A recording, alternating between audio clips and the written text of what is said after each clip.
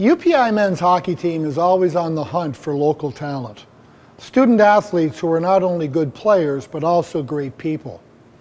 Coach McPherson was able to secure 4 players last year who fit that bill. That trend continues this year with the addition of today's guest. Please welcome, from the Western community of Portage, PEI, Zach Biggar.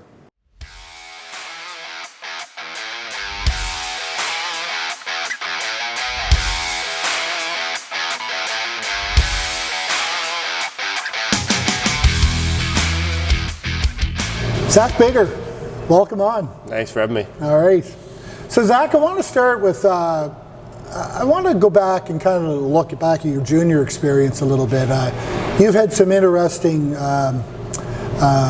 pieces of your junior career that I think are worth talking about. And it kind of started off as a 16-year-old when you remember the Summerside Western Caps and you had the opportunity to be part of the Team Canada East junior team. Maybe talk about that. Well, pretty heady stuff for a young kid going out and being able to be part of a team like that. No, it was pretty cool, that World Junior A stuff for sure. I remember getting the call from the coach. I think Marty Dagenais was his name. He was an Ontario guy. Gave me a call one day, and I honestly had no idea what was going on. Like, probably never heard about it, did you? Never knew what it was really at all. And was at lunch with my buddies in high school, on break, up at West Isle, and got a phone call, and the guy asked, he said, "Hey, we select you to play for Team Canada East." And I said, Team Canada? What do you mean? Had no idea about it really at all, and got that call. My agent called not long after and told me more info about it. So it's a pretty cool experience when you get to go to a world international thing. Wear the crest. Wear the crest. That's right. And obviously, it was in Dawson Creek, British Columbia, in middle of February, so it was pretty cool seeing minus 30. Minus 30, see the Russians out there with their big red puffer jackets on. And just kind of cool, like that experience to have to take. How'd the team do? I forget. We weren't supposed to do good at all, and we lost in the finals in overtime. You had a pretty good goalie. We had a really good goalie. Our goalie actually plays in the NHL right now. That's right. Buffalo, isn't he? Devin Levi. Yeah, cool. Yeah, really good goalie. And I remember a funny story, actually. It was our semifinals against the States, and the States had 3 or 4 first rounders on their team that played in the USHL and didn't make the national team develop program or whatever, but still unreal players. And I think they outshot us by 45 or something in the semis, but we had Levi in net, so we made the overtime. We said, hey, if we get the puck, hold behind our net. Like, we're not going to try and score. We're going to take a shootout, and hey, we're not losing the shootout, and we won the shootout. You won the shootout. We won the shootout. It was crazy. Talk about goaltenders, right? Yeah, show me a good goalie, and I got a good hockey team. Big piece of a team. For sure. So you went after that kind of set the table for you. You had good career, bit of time Bathurst, bit of time in Blainville, bit of time wrapping it up in the Cape. How'd that go for you? It's pretty cool. You meet a lot of people along the way. You get a lot of memories. You know, I had played with a few Islanders in Bathurst. That's right. I have so many billet families I still talk to now, and I have little billet brothers where for a guy who was 17 and I don't know, they were 10, and I look at them now and I'm 21 and they're, I don't know, whatever the age is now, and it's, I can't believe you're this big and you look like this and your voice is getting deeper. And it's more of that stuff for me. It's like, it's crazy, like looking at that side of what I went through for, 5 years, and you take those things away aside from hockey. It was pretty cool. Yeah. Did you have a favorite spot? Was there one spot that you, or were they all good? I hate to put you on the spot. I can't say a favorite, but man, I have so many good memories in Bathurst and Cape, and obviously Blainville too, but that was a shorter stint and a little different culture for me up there. Obviously, it was a big part in my career, though. Obviously, you learn a lot about yourself going to a place like that and being away from home, different language and all that. So, a lot of good memories. I can't say a favorite, but a lot of good memories. Well, you'd have to look. I mean, last year you were captain in Cape Breton. The run that you guys went on last year, I mean, that was a pretty special time for you guys, right? Honestly, it's still talked about now between us, the guys that played last year. I know, like Nick Ruccia plays for the Islanders, goalie. He was our goalie last year, and obviously I see him a lot around here now. We still talk about the last year and the things we could do just to go back, one more time, play in front of like 5,000-6,000 people. Did the community get behind you guys or what? Oh yeah. I remember seeing a video of you arriving at like 2 in the morning or something like that. It was insane, man. Like we beat Chicoutimi and we were coming home for Bay, and we were boarding the plane, and we take these little planes and just fitting the team on them, and you get on them and you're like, I don't know if we're going to stay up or whatever. And I think it might have been Patty McNeil, or the play-by-play guy we have. Great guy, Patty. Said, "Hey, we just sold out for games 1 or 3 and 4. 3 and 4, I believe it was. We played Bay, and we're all in the play. What? Wow. The games, and what is it, next week? So we go to Bay first, and sold out already. Yeah. It's crazy. Nice. And then we arrive home, like you said, and there's 200, 300, 400, 500 people. I don't know how many people there were, but behind the fence. It was impressive. You can't tell when they're all behind a fence like that. And you we're guys all are half hopping awake. Oh, man, we're 16 to 20-year-old guys, and we got like a community behind us waiting for us hopping off a plane. Like, Cool. It's crazy. Very cool. Crazy. So after all said and done, you decide you're coming to UPEI. Yeah. How'd that come about? Lots of phone calls. Yeah. Lots of phone calls for A little sure. bit of persistence on the coach's part. Yeah. No, it was good. I always, I'm a big homebody. I'm an island boy. I'm an islander through and through. So it was always a big thing for me if, it wasn't going to work out going pro right away or any of that stuff. I always wanted to come home, and I always wanted to play UPI, or, so. Going back nice, to your Westall experience, I bet that high school teacher or vice principal up there, former alumni Darcy Harris, he probably had some influence on you, did he? That's right. Darcy was my law teacher. Law teacher when I had Darcy, so a lot of hockey talk with Darcy. But Darcy was good because Darcy didn't treat you like a hockey player. He just treated you like a person. And that's what I really appreciate about Darcy. Like when he was my teacher, I was just a student. So I wasn't some hockey player that whatever. So a lot of respect for Darcy. Yeah, he's a good guy. Good guy. So, Dar, if you think about it, what do you feel that you bring to this team, Zach? I mean, in terms of, everyone kind of has their own jam, their own specialty, whatever it is. What do you think it is that you bring? Before I get into that, I find, compared to junior to this hockey is so much different. I find, the structure and, the size of guys and how much more mature it is here and how the game works. So I feel like it's almost like a little different kind of hockey compared to what I was used to.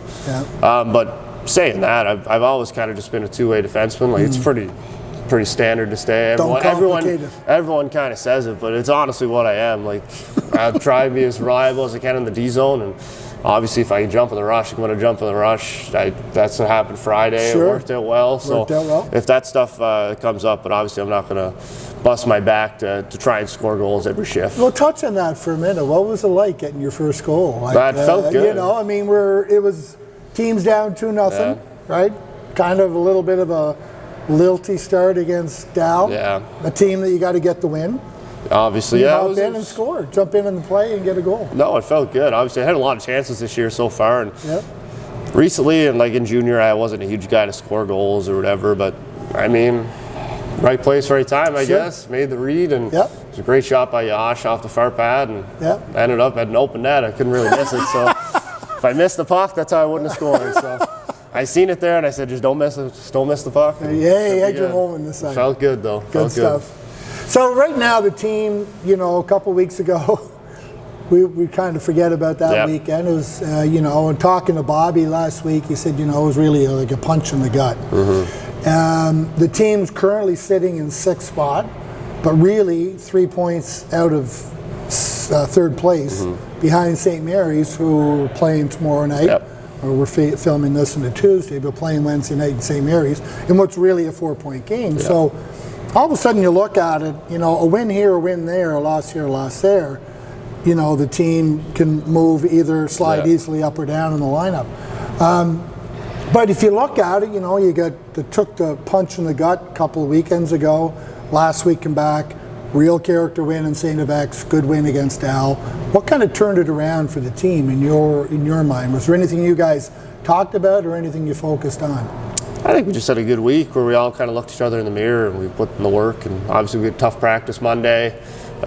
We deserved it, 100%. Yeah. We all put our work boots on, went to work. We did all before we asked. I think we just had a good week, though. We were positive. We know we got inside our room. Good. Obviously, it didn't work out the weekend culture before. came through. It sucked. We lost. We get spanked. It happens. Yeah. Sometimes you need to kick in the face like that. So obviously, we answered the call, and it wasn't great against Dow, but we found a way to win. So it's all that really matters. So we went to X the next night. They were rested. We hopped on the bus. 12 o'clock, went over there and had a character win, man. 2 goals late like that. Sweet. character win. Sweet. Like, that says a lot about our group there too. For sure. It seemed to me, Zach, that at the end of the game, I was watching, you guys go down, and Joe come in after Jacob went down, right? You get thrown into the fire in a tight game. Was spectacular, made some crazy saves. It's an understatement. Right? Crazy. And if you haven't checked out the UPEI men's hockey page, check it out. Yeah. Again, key stops at key times. Oh, yeah. And it looked to me like at the end of the game, like you and he had a little bit of a special moment. Was there something about that?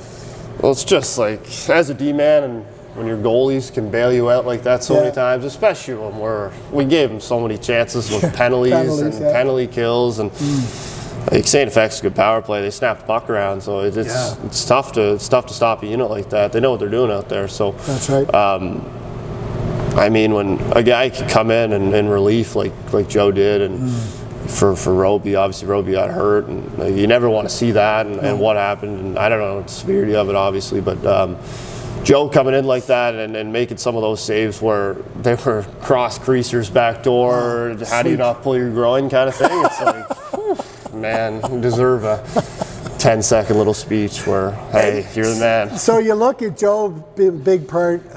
Benny was a big part, scoring the late shorty to secure the win. And then the boys come back to town and they're broadcasting the women's hockey game, right? So not only are they getting it done on the ice for the men's hockey team, but they're coming in and filling in. And, what do you think about that? I think the picture was really funny. The picture I see, and I was like, you guys might have a future here. Yeah, that's right. I never heard them. I'm feeling, Bo and I might be feeling threatened. I mean, they could be coming up. I don't know. I never heard the broadcast, but I seen the pictures, and it's pretty cool they come out and do that. Sure. So, I mean, stuff like that, I find it's just so much different where university is compared to a juniors kind of thing. Like, I find like you're so much closer with other teams, and it's pretty fun. Like, we watched the women's game last week. The whole team came and they won, and I mean, we're up there and we're hooting and hollering and we're like, are we sound like idiots? Are we fine? And you guys showed up in full force for the women's rugby game, right? Yeah. The whole team was there. It's fun, the coaches right? Like, were there, it's stuff that you don't really get to experience when you're not at university and you're not like an athlete at university kind of thing. You're not like in that family culture and all that stuff. So it's pretty cool taking part of that. And obviously you can't play hockey at university forever. So try to take advantage of the stuff again. Obviously you're not going to get rugby nationals every year. No, you're right. So student life's good. It's pretty cool, to be honest. It's not something I'm used to. I'm learning how it goes, and I enjoy it so far. Obviously, it helps being at home too. So you're living with a few teammates, or what are you doing? I live with a buddy. Right now. Right. Nice. No, it's pretty good. Learn how to be an adult. Well, and you've been around, like you've been. Charlottetown's kind of been your summer home in the off season for the last few years, so that's very it's familiar. Really not a big transition in that regard. Yeah, for sure. It's very familiar. I know all the roads. I mean, I'm still showing Bobby around all these roads and show him the back ways. Hey, traffic was so bad. It's like, man, you got to take this back way. This light's always bad, Bobby. And good stuff. You learn that over the years, and obviously that makes the transition so much easier. Right. So, how's it feel being back? You know, you're back amongst family. You come from a big family. Your mom has 7 sisters. You're, Western roots and all that. It must be nice being back where they can zip down an hour away and see their boy playing. Yeah, it's almost like when you're away at junior, you miss so much where all that family stuff, and you miss birthdays, and you're only home for a week for Christmas, and you kind of miss out on all the family stuff, and that's a sacrifice you have to make to do it. So obviously when you're able to still play hockey and be at home and have that family around you, it helps a lot, like even like mentally and stuff. So it's nice when your parents can come down and watch a game and just drive home after. It's not like they're coming to Halifax and they got to stay the night at a hotel and all the whole nine on all that. So it's pretty cool, and obviously it's more than just my parents. Like, I have my aunt, my dad's sister Jody, and her husband, my uncle Jason. They come to almost every game. It's pretty crazy. Like, they've traveled, they put on so many kilometers over the years in junior, going to almost so many rinks, and I mean, you've had a lot of support along the way. Yeah, they've been to so many games, and it's pretty cool when you always have family coming to games, and here it's even more so. For sure. Well, buddy, I like seeing Islanders come playing at my alma mater, and it's always great to have you, and thanks for coming on, sharing your story. It's a pleasure. Thanks a lot. Thanks.